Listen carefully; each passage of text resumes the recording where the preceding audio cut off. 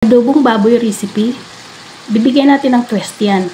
Halika, panoorin mo at magluluto tayo ng pork adobong puti na may tokwa. So kung paano ko ito ginawa, keep on watching at ituturo ko sa iyo. Halika, samahan mo ako at magluluto tayo.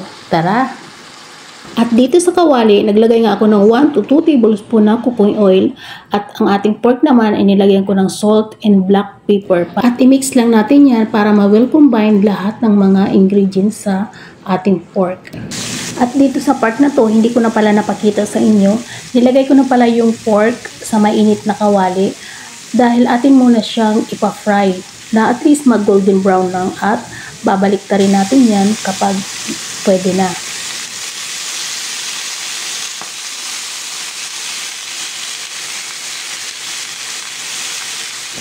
At habang ginagawa natin ito, kung bago ka sa aking channel, please subscribe, pakiring the bell on para every time na nag-upload ako ay manonotify ka. At sa mga nanonood naman sa aking Facebook page, paki-follow na lang ako para updated ka sa aking mga video na ina-upload. Maraming salamat! Ginagawa natin ang proseso na to para ma-infuse at lumabas yung sariling oil ng ating pork. At para mas masarap, kaya ganito yung ating ginagawa.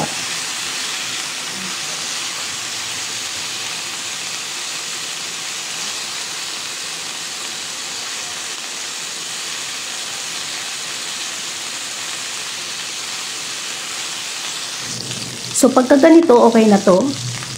Maglalagay na ako dyan ng isang buong bawang. Dinikdik ko lang yan, may kasama pang balat. At ng isang teaspoon na pamintang buo. At maglalagay din ako ng 2 to 3 tablespoon na patis. Depende sa gaano kadami, pwede kayo magdagdag. At ihahalo-halo lang natin para ma-well combine yung mga ingredients. At dito naman sa part na to, maglalagay ako ng 1/2 cup na vinegar. At hindi muna natin siya gagalawin dahil para mag-evaporate yung acid ng ating suka. So, pinakukuluan ko lang yan. At kapag kulong-kulo na siya, pwede na nating ihalo. So, ayan, hinahalo ko na para ma-mix yung ating mga ingredients. At sa point na to, naglalagay na ako ng water. So, depende kung gaano kadami yung inyong pork at tatansyahin nyo na lang. At maglalagay din tayo ng laurel.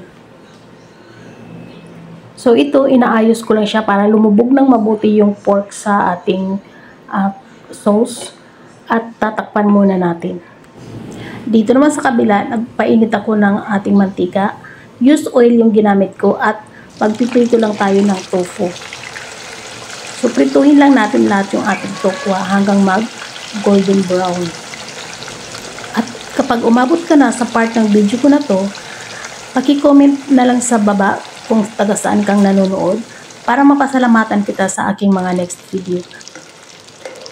At kapag ganito na, okay na to, tatanggalin na natin at isi-set aside natin.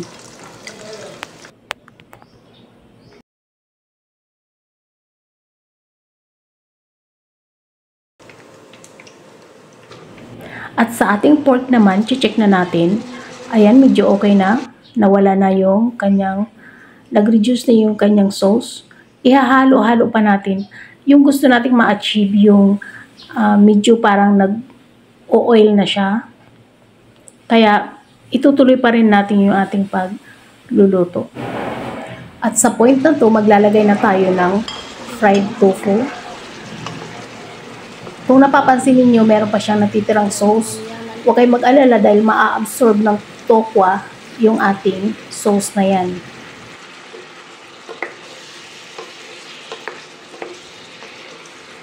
So ayan, minimekos-mekos lang natin para ma-well combined yung mga lasa sa ating mga tokwa at sa ating pork. So ito halos okay na to.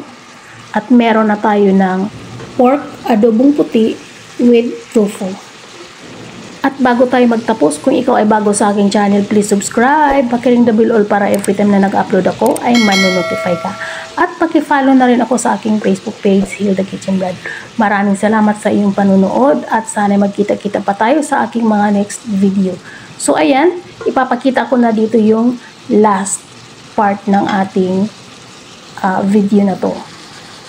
Ayan, tingnan nyo naman kung gaano kasarap. I-try ninyo, napakasarap nito, hindi ako mapapahiya sa inyo. Pork adobong puti with tofu. At magsaing ng marami dahil mapapa-analyze kayo sa recipe ko na. Maraming salamat at sana magkita-kita tayo sa aking mga next video. Bye!